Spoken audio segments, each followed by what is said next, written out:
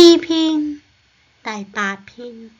耶和華我們的主啊，你的名在全地何其尊大！你將你的榮美彰顯於天。你因敵人的緣故，從嬰孩和吃奶的口中建立了能力，使仇敵和報仇的閉口無言。我觀看你指頭所造的天，並你所陳設的月亮星宿，便說：人算什麼？你竟顧念他；世人算什麼？你竟顧念他。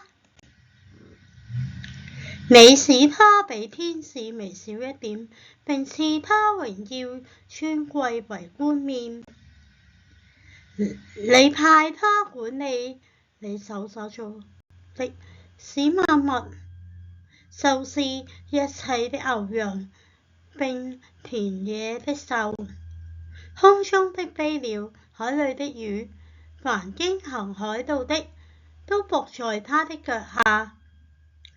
耶和華我們的主啊，你的名在全地何其尊大！